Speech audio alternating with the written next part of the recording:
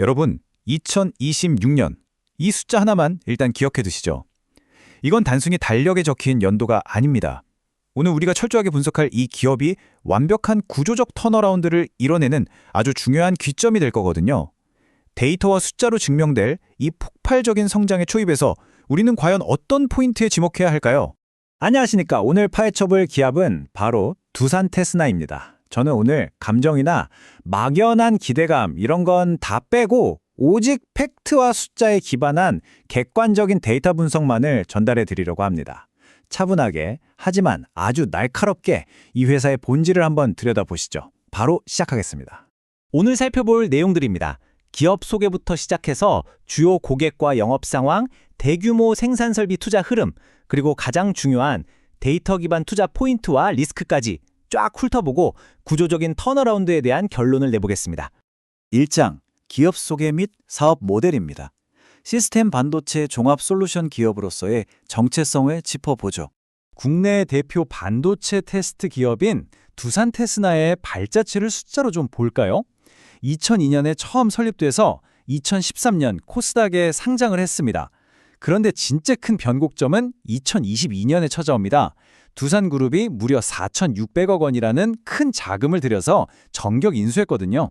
그룹 차원의 엄청난 자본 지원이 시작된 거죠. 게다가 2024년에는 시스템 반도체 후공정 전문 기업인 엔지온까지 품으면서 이제는 단순 테스트를 넘어 턴키 솔루션을 제공하는 완전히 덩치가 커진 기업이 됐습니다. 그럼 이 회사는 돈을 어디서 벌고 있을까요? 매출 구성을 보면 답이 나옵니다. 웨이퍼 테스트 쪽에서 전체 매출의 무려 92.5%가 나오고 있죠. 아주 압도적입니다.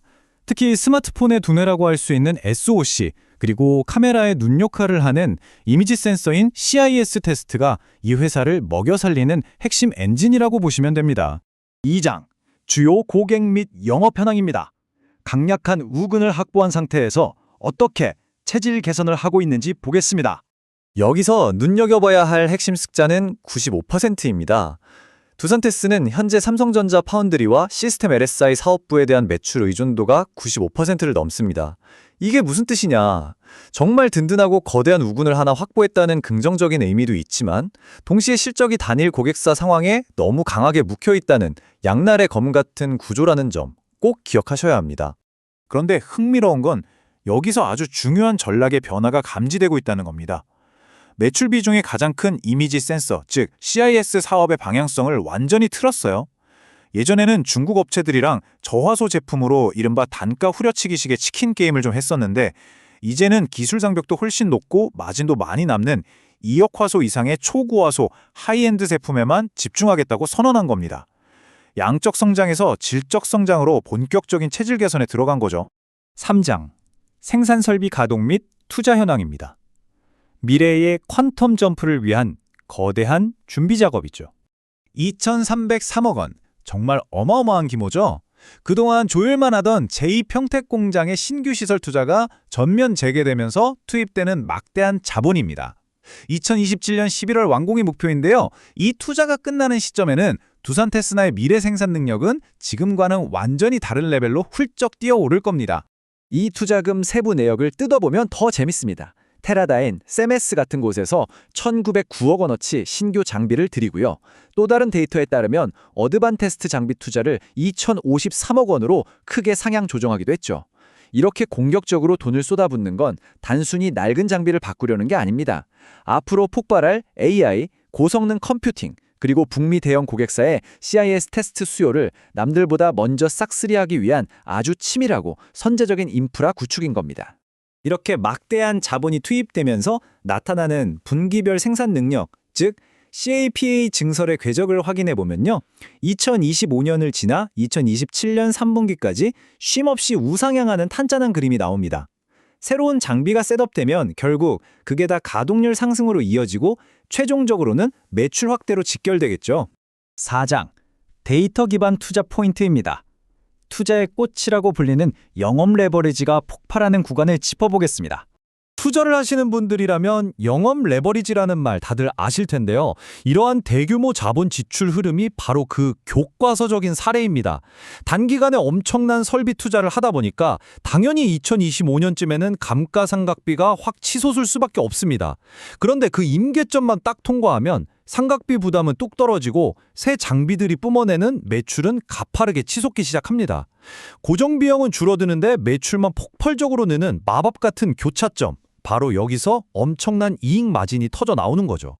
그 마진 팽창 효과를 구체적인 숫자로 짚어보겠습니다. 대규모 상각비 폭탄을 맞는 2025년에는 어쩔 수 없이 10억 원 정도의 가벼운 영업 적자가 예상됩니다. 하지만 상각비가 어느 정도 소화되고 본격적으로 공장이 돌아가는 2026년에는 560억 원의 흑자, 무려 16.1%의 영업이익률로 화려하게 돌아섭니다. 그리고 대망의 2027년 영업이익 1,400억 원에 이익률 24.5%라는 엄청난 숫자를 찍게 될 전망입니다. 이 거대한 숫자를 만들어내는 진짜 원동력은 뭘까요? 크게 세 가지입니다. 첫째, 마진이 좋은 차량용 반도체 칩 테스트 라인 가동률이 이미 80%를 뚫었습니다. 둘째, AI 시대의 핵심인 고사양 LPU 테스트 매출이 본격적으로 들어옵니다. 셋째, 2025년 하반기부터 북미 대형 고객사의 CIS 물량을 새롭게 확보하면서 고질적인 문제로 지적됐던 단일 기업 의존도까지 낮출 수 있게 됩니다. 돈이 되는 파이프라인들이 일제히 풀가동을 준비하고 있는 상황입니다. 5장 핵심 리스크 분석입니다. 아무리 좋아 보여도 돌다리는 두드려 봐야겠죠. 반드시 짚고 넘어가야 할 약점들입니다. 팩트에 기반한 객관적인 분석을 위해서는 리스크도 아주 냉정하게 봐야 합니다. 여전히 한 고객사의 매출 95%를 기대고 있다는 건 분명한 위협 요소입니다. 또 미래를 위한 선제 투자이긴 하지만 어쨌든 2025년 한 해는 감가상각비 폭탄 때문에 꽤 혹독한 실적 보릿고개를 넘어야 합니다. 게다가 전방산업인 스마트폰 시장의 회복이 아직 좀 더딘 편이라 단기적인 구형 CIS 매출에 타격이 있다는 점도 우리가 인정해야 할 팩트입니다. 특히 2025년에 예상되는 영업적자 10억 원, 이 숫자와 구간을 잘 이해하셔야 합니다. 반도체 테스트 산업 자체가 초기에 거대한 인프라를 쫙 깔아야 하기 때문에 이 시기에는 수익성이 일시적으로 악화되는 게 당연한 수순이거든요. 데이터를 분석할 때는 이 구간이 가지는 구조적인 의미를 냉정하게 그리고 길게 바라볼 필요가 있습니다. 마지막 6장, 결론, 구조적 턴어라운드입니다. 회사의 질이 완전히 달라지는 2027년의 모습입니다. 모든 데이터가 향하고 있는 종착지, 2027년의 재무 전망 데이터입니다.